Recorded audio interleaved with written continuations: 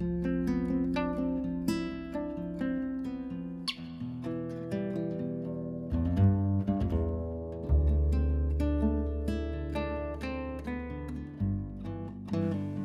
estamos en la librería Enrique González Casanova de Ciudad Universitaria para presentar este libro, La muerte de Adonais, últimos días de John Keats y Percy B. Shelley, que ha publicado la Coordinación de Humanidades en la colección de poemas y ensayos. Estamos aquí con el autor, el poeta español Fernando Valverde.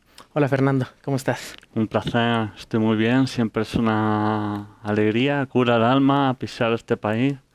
Así que todo felicidad. También con el gusto de encontrarte, como siempre. Oye, pero además yo creo que es un triple motivo de alegría porque tú estás estrenando no solo este magnífico libro que estudia una de las constelaciones intelectuales decisivas en la poesía de Occidente, la de la segunda generación de románticos ingleses, sino que además estás presentando un nuevo libro de poesía.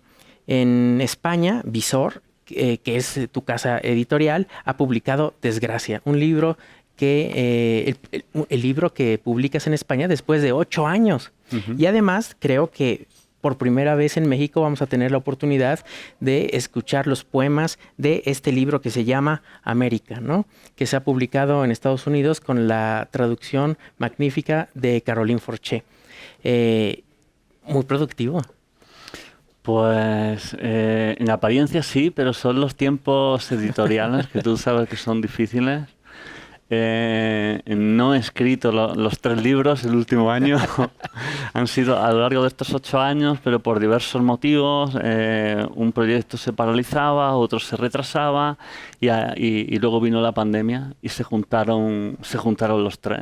De repente me vi con 3 libros apareciendo el mismo año. Algo que yo realmente nunca habría querido, ¿no? Porque me gusta que haya unos 4 años de espacio entre cada libro y pues fueron las casualidades y las desgracias las que provocaron que salieran los 3 juntos.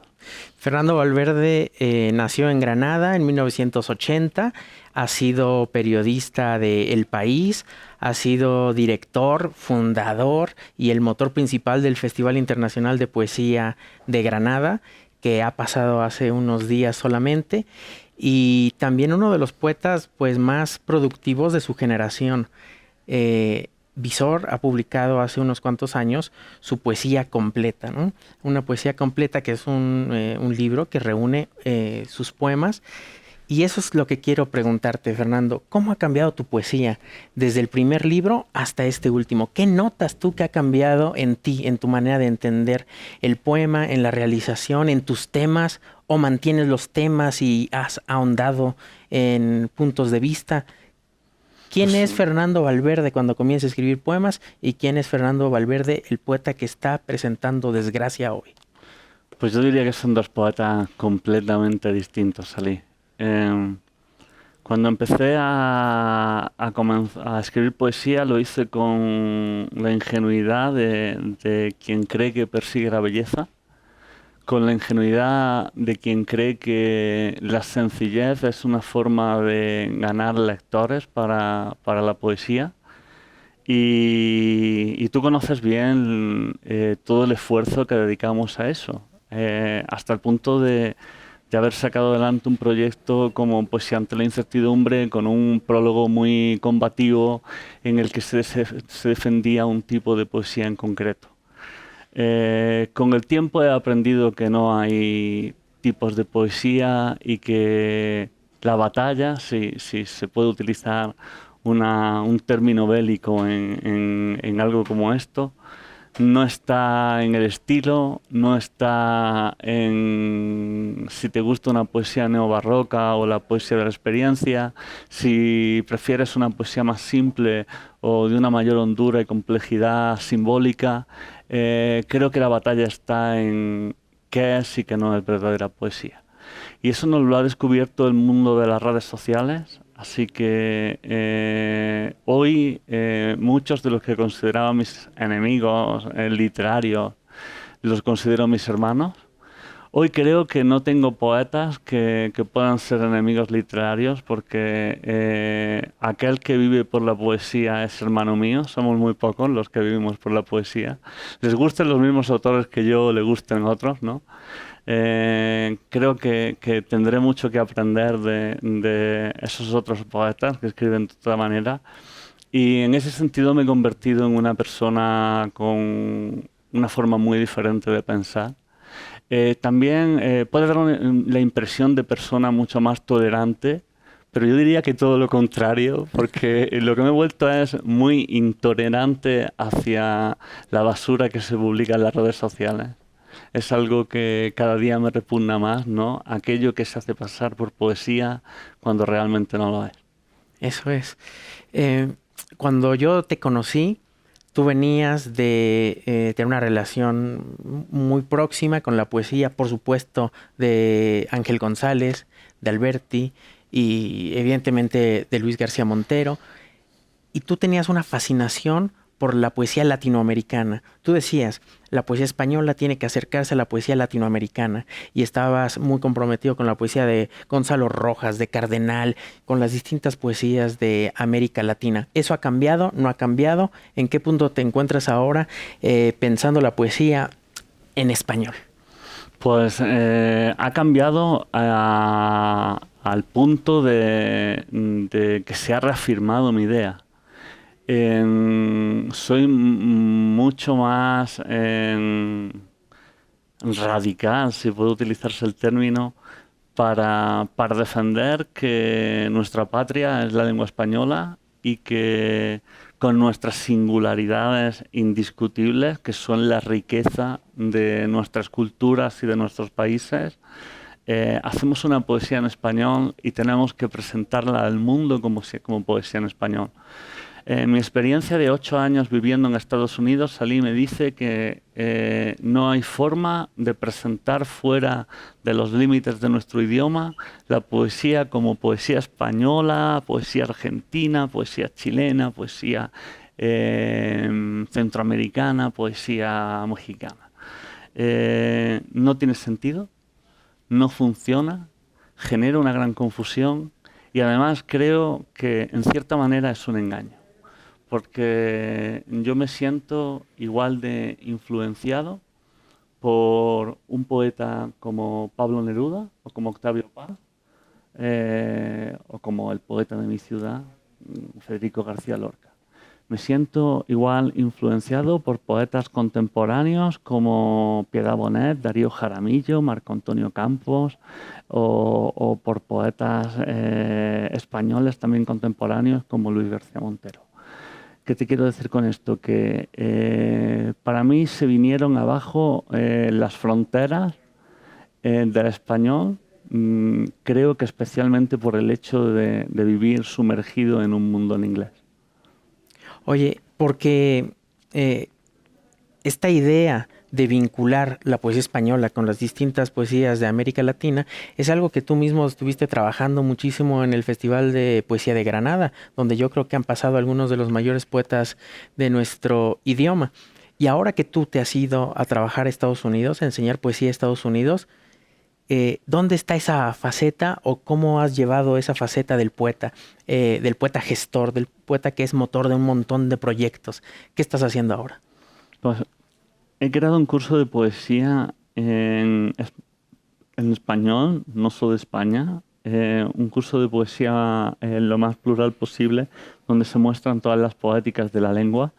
Y he intentado invitar en un ciclo que está dentro de ese mismo curso a poetas que visitan la clase, que dialogan con los estudiantes. Tú has estado allí, has tenido esa experiencia y ellos mismos han descubierto la complejidad que supone hablar de una poesía global en español, pero también la riqueza en la que se convierte una poesía global en español. La poesía española por sí sola tiene un valor. La poesía mexicana por sí sola tiene un valor. La poesía en español global posiblemente sea la gran poesía del mundo. Fíjate que yo que te conozco desde hace ya más de 10 años, me doy cuenta que eres uno de los grandes poetas viajeros, ¿no?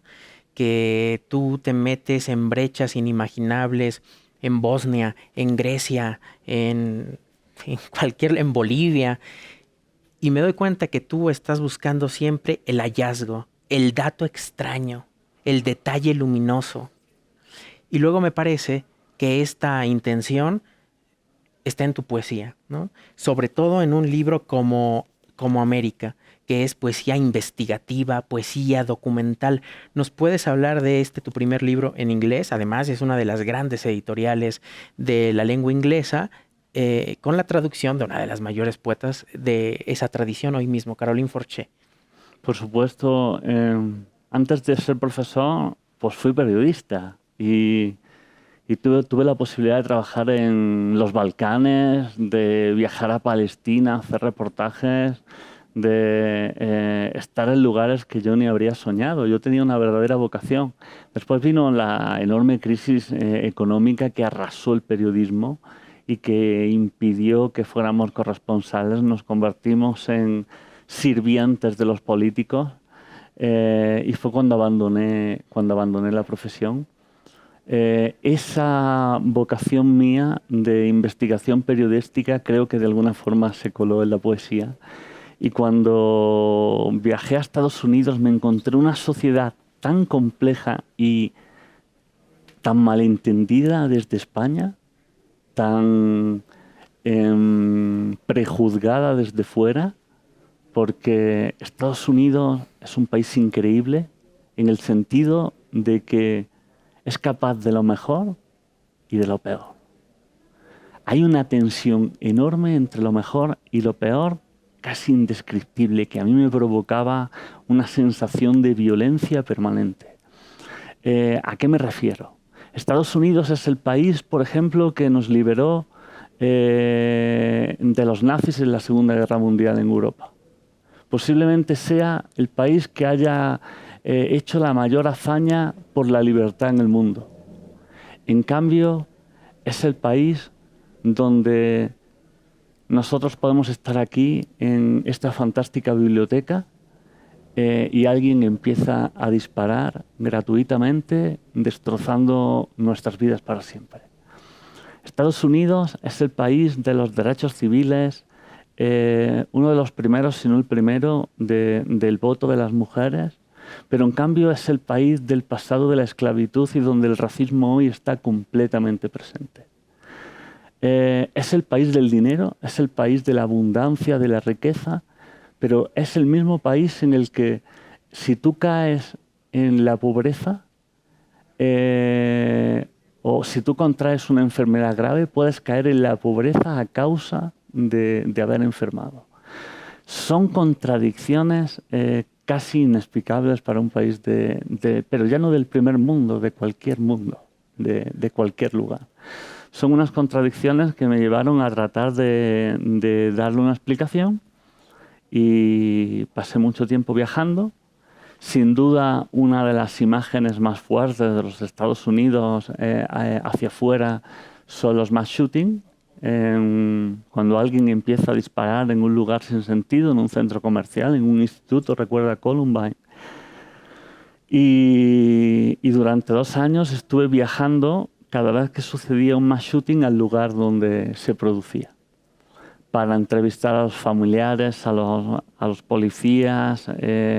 Mi esposa también había sido periodista, así que le apasionaba el proyecto.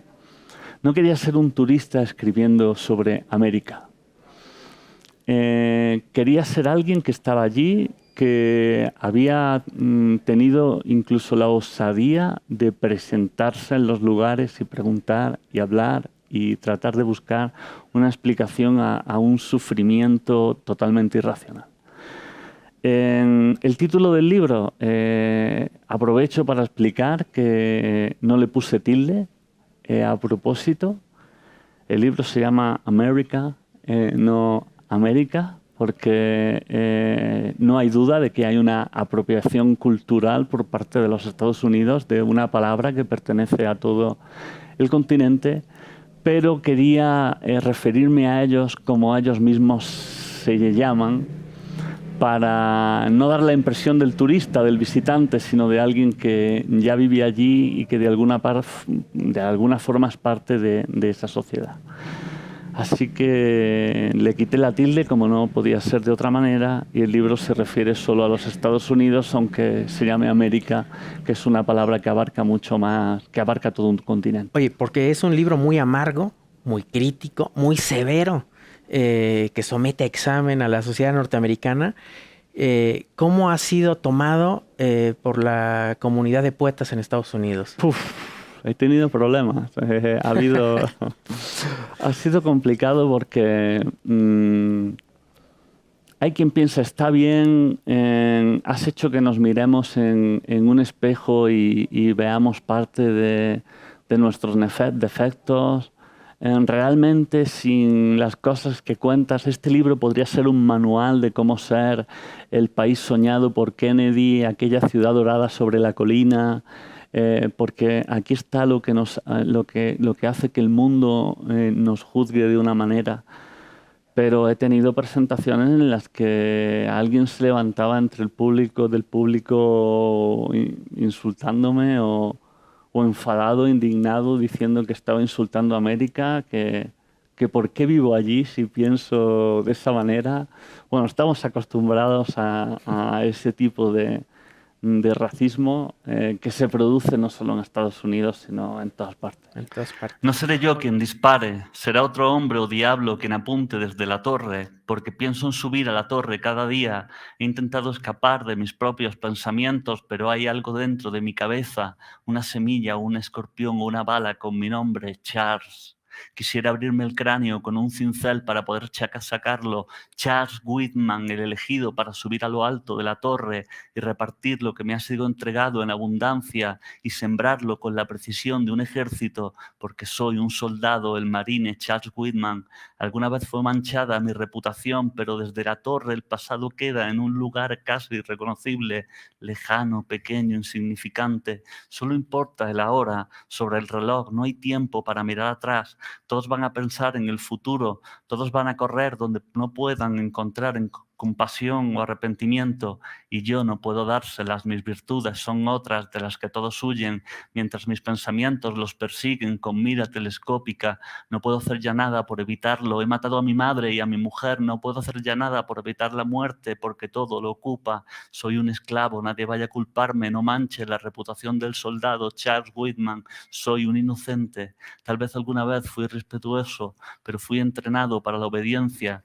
No me atrevería a cuestionar ninguna orden. He arrancado un ramillete de flores, siento dentro un relámpago, son las pisadas de los animales, bolas de fuego, el campo de batalla y estas agujas, mi madre agonizando. Yo también me quedaré mudo cuando se acabe la munición, pero no pienso arrodillarme. He sido hecho prisionero, sé lo que significa estar encerrado en una celda o un cráneo. Una ráfaga más, la humedad en Florida será insoportable. Qué mala época para un entierro, Charles Whitman. Una bandera cubrirá mi ataúd, qué desgraciado. He estado demasiado tiempo en brazos de las tinieblas. Ya es hora de ascender majestuosamente. Una vez esté fuera de mi cuerpo, todos quedaremos aliviados. Pero no vayan a culparme. No maldigan el nombre de Charles Whitman, porque todo estaba dispuesto en el reloj, en el cráneo, en el rifle, en la torre, en el infierno.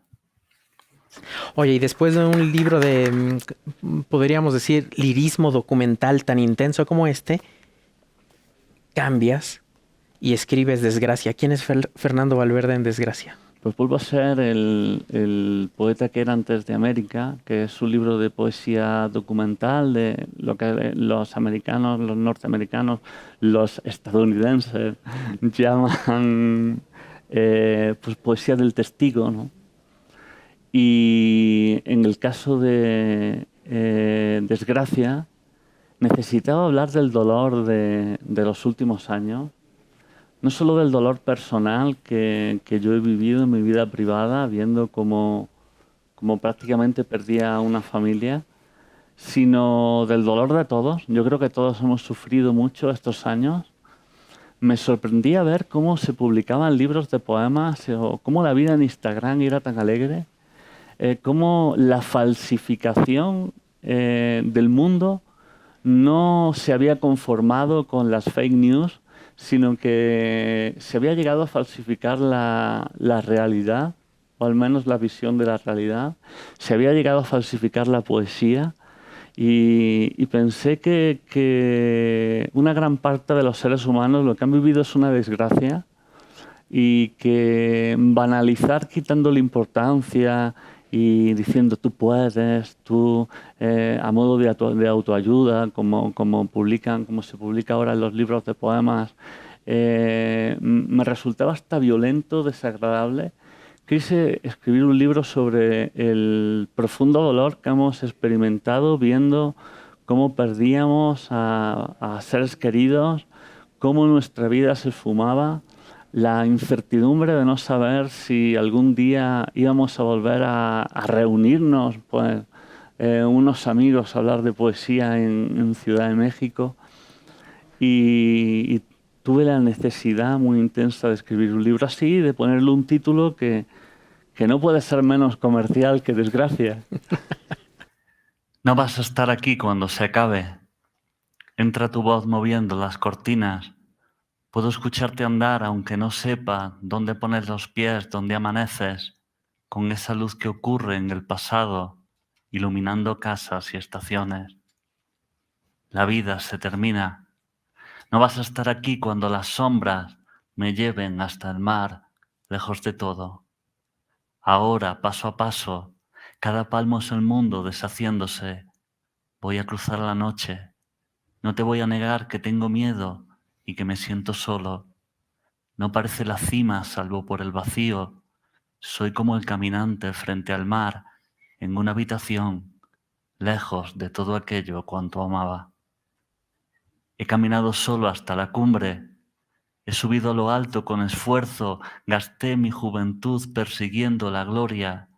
Tendí cada poema en una cuerda, esperando que el viento tocara las palabras como si fueran música. Pero al final, la sombra. Un miedo antiguo al fin me reconoce. Soy apenas la altura del niño que pedía ser el primero en avistar la costa en la última noche de la tierra. Ahora puedo decirte que he sido prisionero de todas las renuncias, que avanzar fue alejarme, porque fueron finitas las posibilidades y las vi deshacerse y las vi despedirse, vestidas con sus trajes, cada día más pobres y más solas. He amado la belleza como la luz del mundo. Es todo cuanto tengo, la disculpa. Sé que no es suficiente, por eso escribo estas palabras tristes, para alcanzar tus ojos y salvarme, para que abras los brazos cuando no quede nada que abrazar y al fin habré logrado un lugar al que ir a despedirme de mi cuerpo y el tuyo. Qué encantadoramente hermosa podría ser la vida. No vayas a creer que culpo a nadie. Si tuve sed, encontré agua. Si tuve hambre, hallé la mesa puesta. Y aunque a veces la suerte se mostró caprichosa, no lo fue más que yo, errante y vagabundo por la pena, como migran las aves persiguiendo los días de verano para cruzar el frío sin heridas. Es la vida rompiéndose, el tiempo se apresura y te da la razón. ¿Quién iba a imaginarlo? Un día de repente fue demasiado tarde para todo y entonces pensé en ti, llorando por las posibilidades infinitas quebrándose, igual que lo hace un vaso contra el suelo, sin importar la sed. Puede ser que me hayas perdonado, o habrá sido peor. Nadie temblará ahora donde habita el recuerdo, siempre con su inexperta irreverencia, como la vida nueva.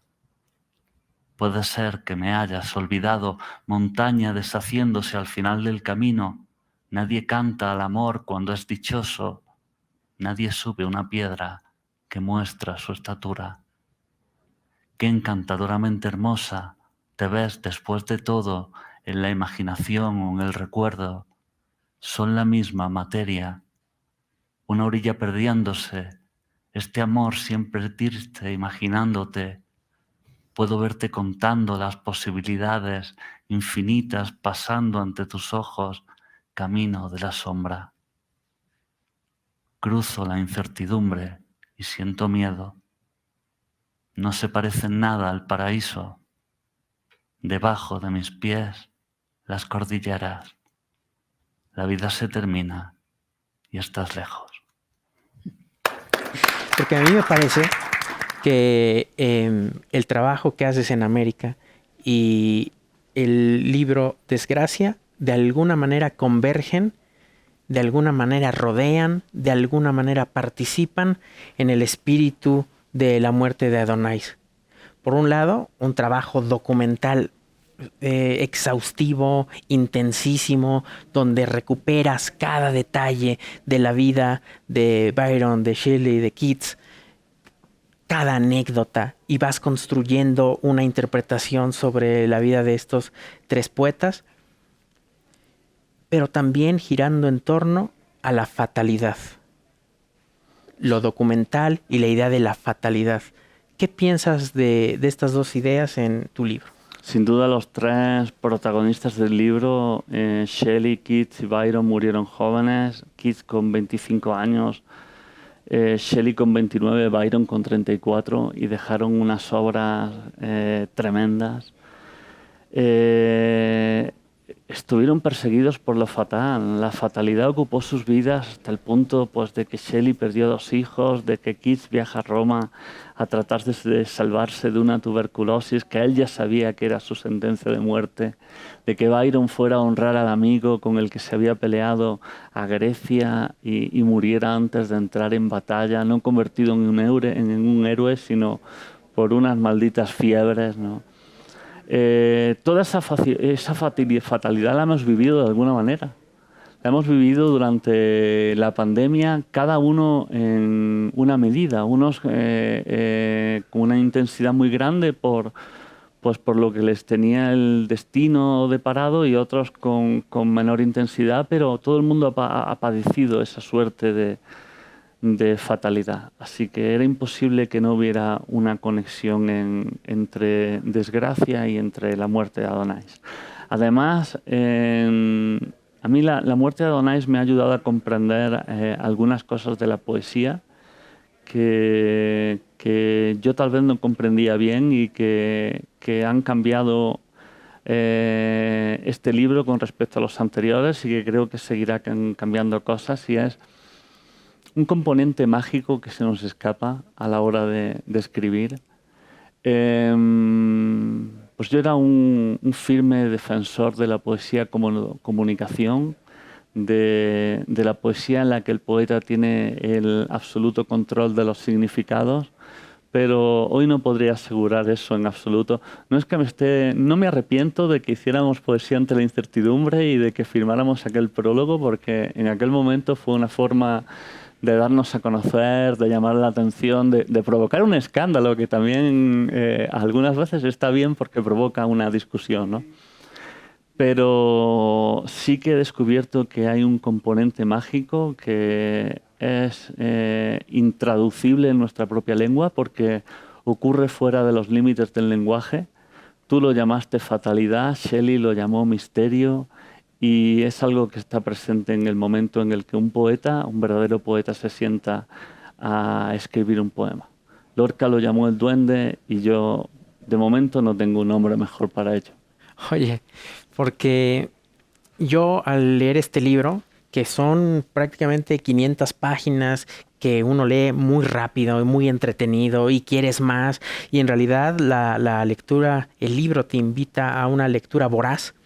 Siempre estás buscando los detalles, qué nuevo detalle va a aportar el autor.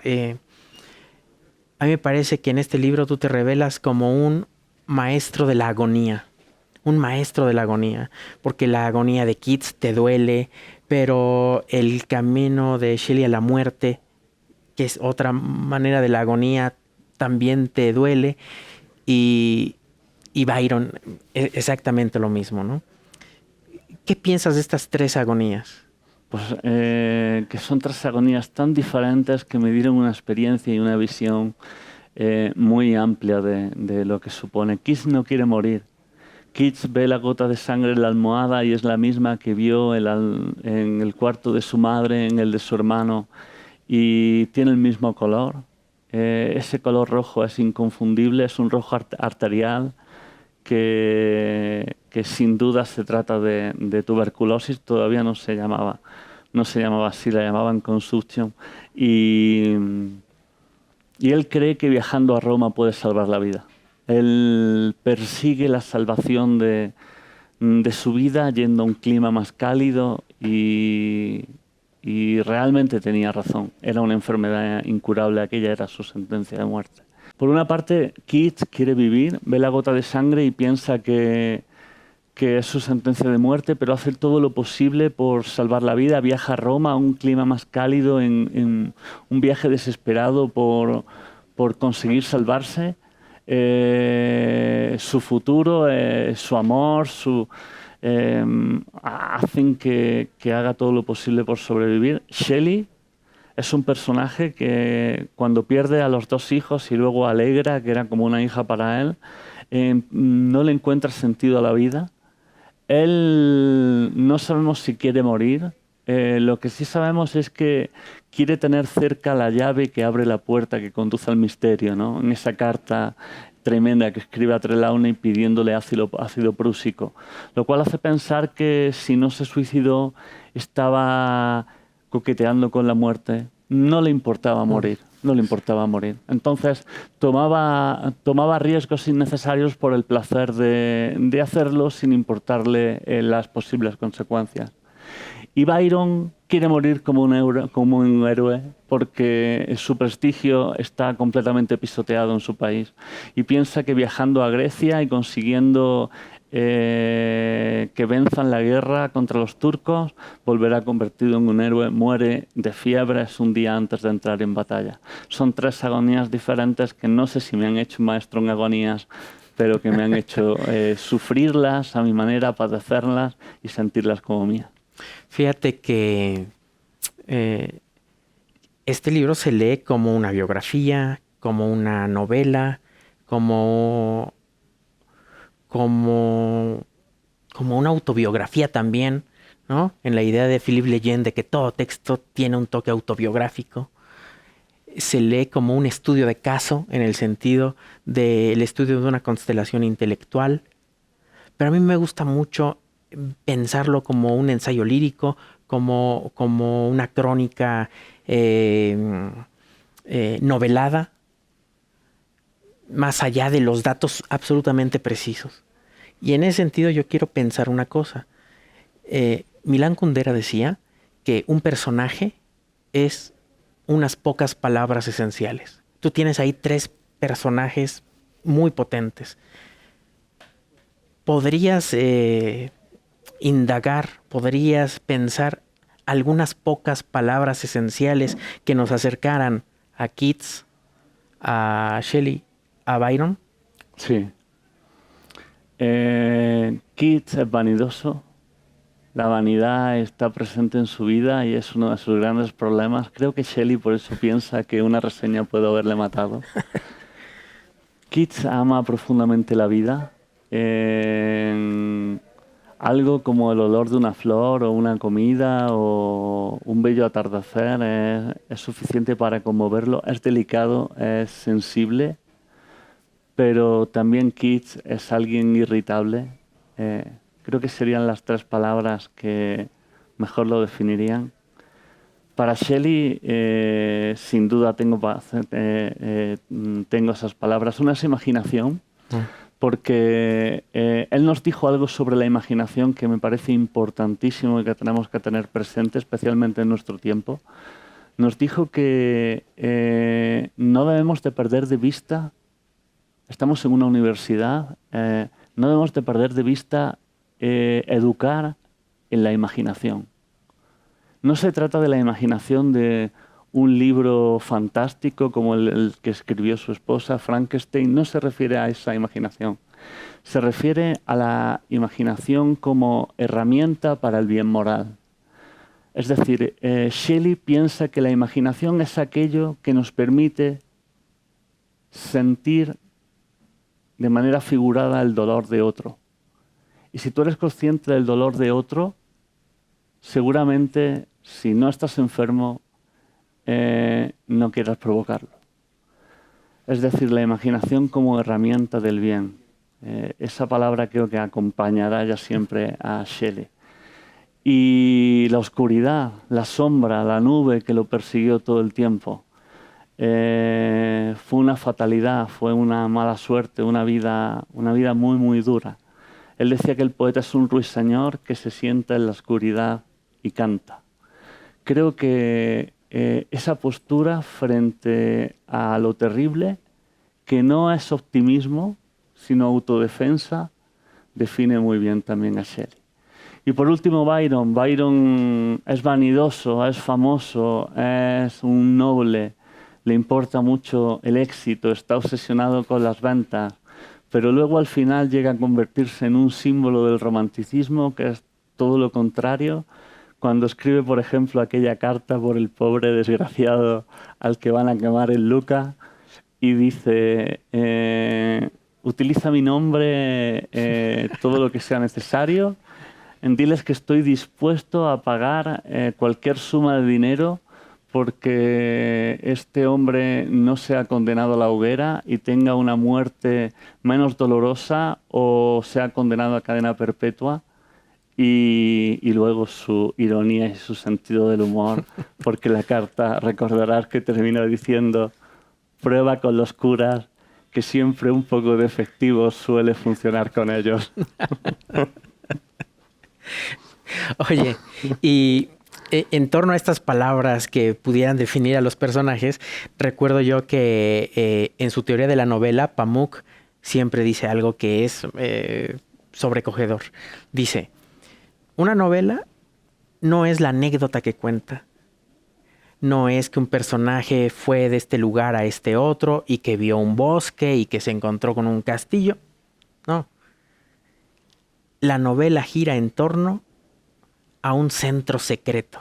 Siempre está rodeando un centro secreto. Un poco lo has atisbado hace un momento, pero al estudiar la vida, el momento final de estos tres personajes, ¿sientes tú que hay un centro secreto en torno a ellos? ¿Algún tipo de fuerza que una sus vidas, que motive sus vidas, que precipite sus vidas hacia el final? ¿Has pensado tú en un posible centro secreto? Hay un ansia de libertad tremendo. Piensa que los tres terminan en Italia, en el lugar que Shelley llamó el paraíso de los exilios. Los tres huyen de una sociedad que de alguna forma les desprecia, buscando la libertad, buscando la felicidad. Hay una persecución desgraciada de la felicidad y de la libertad en los tres. Y es una búsqueda propia del romanticismo, pero que supera los límites de lo que entendemos como romanticismo. De hecho, hay críticos importantes, sobre todo norteamericanos, que consideran que el romanticismo no es un movimiento concreto del siglo XIX, sino que Shakespeare es un escritor romántico y que después de Byron todos los grandes escritores son escritores románticos. Y no soy yo la persona adecuada para desmentirlo. Oye, esa idea de García Márquez en torno a la composición, que dice, yo a veces construyo un cuento, construyo una narración a partir de una imagen. Hay una imagen que detona todo el texto. Y a mí me parece que tu imaginación visual es sobresaliente aquí, que llama mucho la atención. Hay muchas imágenes que son muy fuertes, que son intensas, sobrecogedoras, que dan que pensar. Las piras funerarias de Shelley y Williams, las copas de sangre de Keats. ¿Lo hiciste a propósito? ¿Fue un principio de composición construir estas imágenes? ¿Cuáles son las imágenes que te impresionan más en tu libro? No lo hice a propósito, Ali. Estaban ahí las imágenes, estaban en la descripción que hizo Trelawney de las pilas funerarias, estaban en los diarios de Severn, estas copas de sangre. Lo que sí es que cuando me encontré con todo ese material, pues rápidamente se convirtió en un símbolo.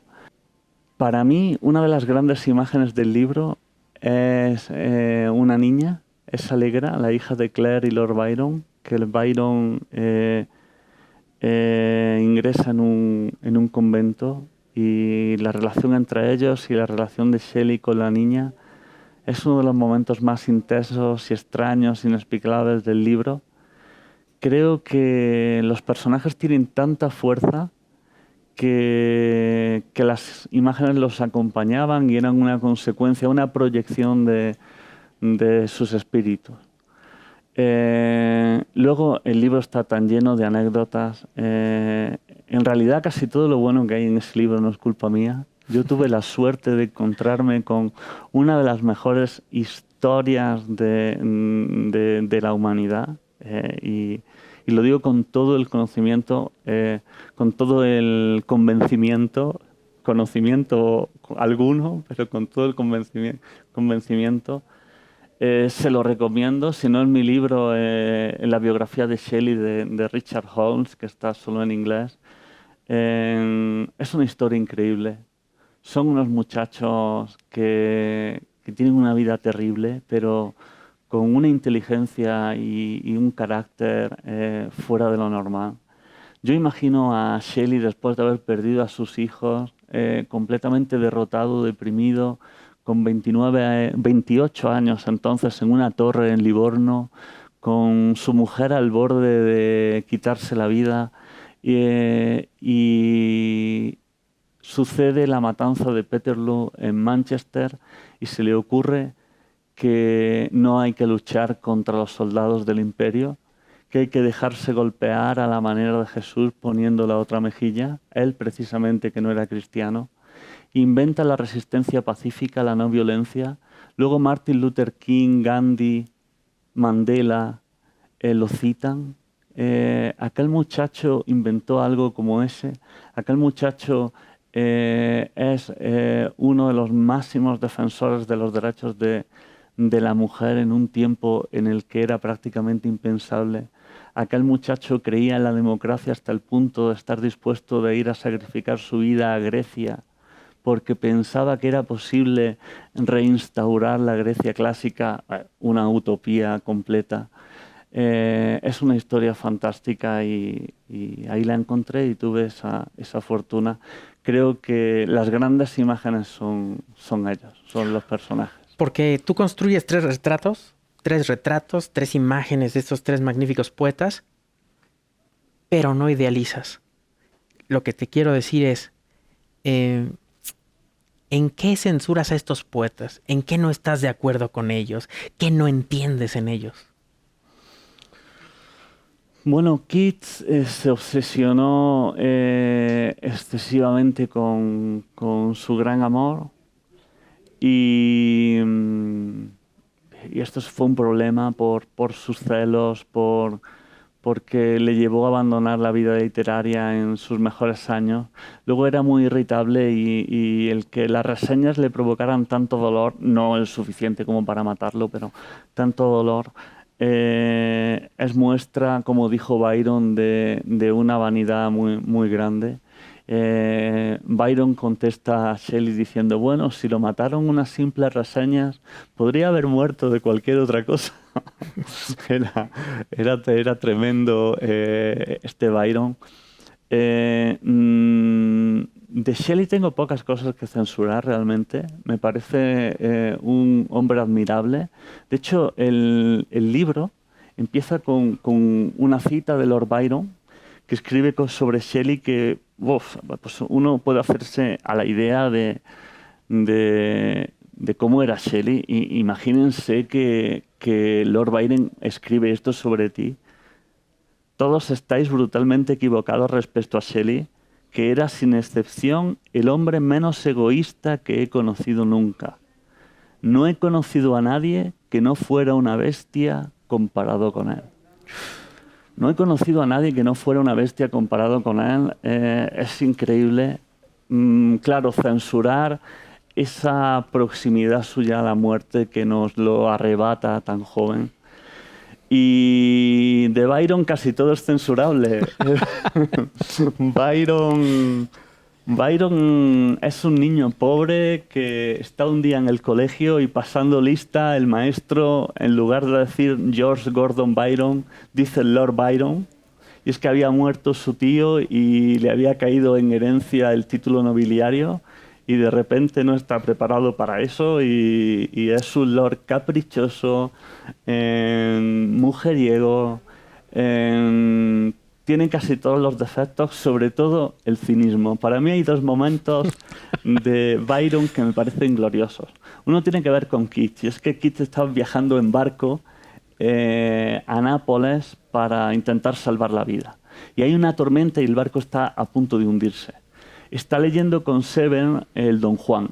Y recordarán ustedes cómo en el Don Juan está aquel episodio del hundimiento del barco en el Golfo de León que provoca que se queden en una balsa unos pasajeros del barco y de repente empiezan a mirarse entre sí con el paso del tiempo y todo el mundo sabe lo que piensa el otro. Es ¿a quién nos vamos a comer primero? Byron lo cuenta de una manera, eso que te produce una sonrisa. Cuando Keats, después de estar a punto de naufragar, lee aquello, dice: Dios mío, este Byron es odioso, se ríe de nuestras peores miserias. Ha conseguido algo que creo que no ha conseguido nadie en la historia de la literatura. Convertir las cosas solemnes en alegres y las cosas alegres en solemnes. Y sí, efectivamente lo consiguió y le dio un éxito tremendo. Y otra muestra de cinismo maravillosa de Byron es sus discusiones religiosas con Shelley, cuando le dice Byron, no, yo soy católico. Y le dice Shelley, pero ¿cómo puedes ser católico? ¿Por qué te hiciste católico de repente? Y dice, porque inventaron el purgatorio. Y dice, ¿pero cómo porque inventaron el purgatorio? Y dice, es la mejor invención de la historia de la humanidad. Ahora tú puedes, sencillamente, tú no cargas con todos los pecados, vas allí, te tiras un tiempo y mientras que no sea un pecado de sangre, un pecado mortal, con estar un tiempo en el purgatorio es suficiente. Así que creo que es una religión insuperable. Hay un cinismo en lo que dice porque lo que está es invitando al pecado. Está utilizando el catolicismo para invitar al pecado, ¿no? Y Byron era así. Hay muchos más defectos en Byron, pero tengo prevista una biografía sobre Byron para 2024, que es el aniversario de su muerte, y ojalá llegue a tiempo porque podría escribir 2000 páginas. Estoy intentando acortarla todo lo que puedo. Oye, el capítulo Alegra, hablando de Byron, Sí. que es un momento muy importante en tu libro. ¿Qué pasa ahí? ¿Qué piensas? Alegra es hija del año sin verano. Fue un verano extrañísimo, si no me equivoco, en 1816, en el que la erupción del volcán Tambora provoca que los rayos de sol no traspasen el polvo volcánico y el verano esté completamente nublado y la temperatura sea inusualmente baja en Europa. En ese verano se juntan en Villa Diodati, en el lago de Ginebra, Byron, Polidori, que era su doctor, Claire, la hermanastra de Mary Shelley y Percy Shelley. Y Lord Byron y Claire tienen una relación de amor o simplemente sexual, en la que Claire queda embarazada de una niña, de Alegra. Byron la reconoce, pero la reconoce a su manera, como era una hija ilegítima.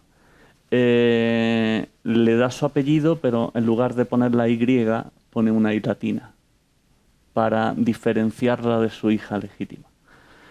Quien cría a la niña es Claire con Shelley, pero llega un momento en el que los celos, el nacimiento de los hijos de Mary y Shelley provocan unos celos con la niña, porque Shelley estaba completamente enamorada de la niña. La decisión final es que la custodia sea de Lord Byron, y este decide ingresarla en un convento en Bañacavallo, un pueblo cercano a Ravenna, para ser educada en los valores del catolicismo y recibir la mejor educación posible. La madre cree que será la manera de que la niña reciba la mejor educación posible, y por eso lo consiente. Es terrible porque Byron ya no deja visitar nunca a Claire, a su hija. Y es terrible porque ni el propio Byron apenas la visita una o dos veces. La niña finalmente muere en el año 1822, hace justo ahora 2 siglos. Y es difícil de entender el comportamiento de Byron con respecto a ella. Las monjas se escondieron que estaba habiendo una epidemia de fiebres dentro del convento, por discreción, para evitar la entrada de médicos, pues por diferentes motivos. Y la respuesta que le dieron a Byron de la muerte de la niña fue tremenda. Le dijeron, era demasiado inteligente para vivir. Es algo que se me clava, el final de Allegra. También la visita que pocas semanas antes de la muerte le hace Shelley, y la carta que escribe a Mary contando cómo es Allegra, cómo ha crecido, cómo son sus gestos.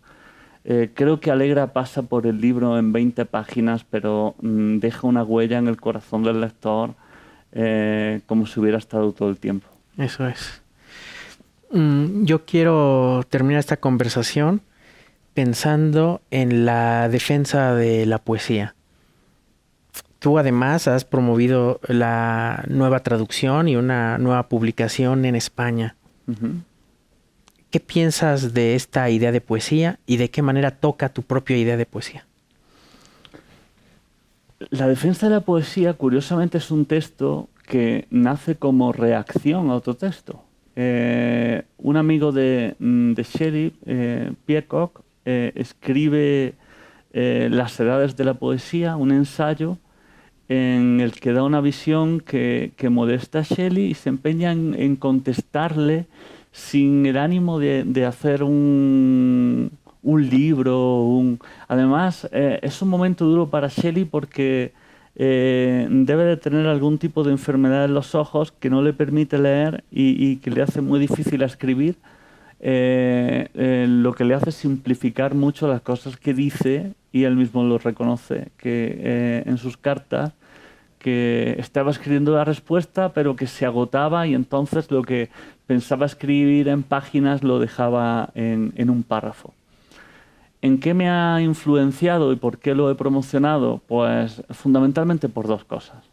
Porque creo que es un texto indispensable para un poeta de hoy, en el sentido de que defiende una poesía que vaya más allá de lo superficial, una poesía que sea capaz de llevarnos a lo profundo, incluso una poesía en la que quepa lo desconocido, que suceda fuera de los límites del lenguaje, algo de lo que no se habla, algo que parece imposible ya hoy en día. Creo fervorosamente que existe esa poesía y que se puede escribir, o por lo menos tenemos la obligación de intentarlo.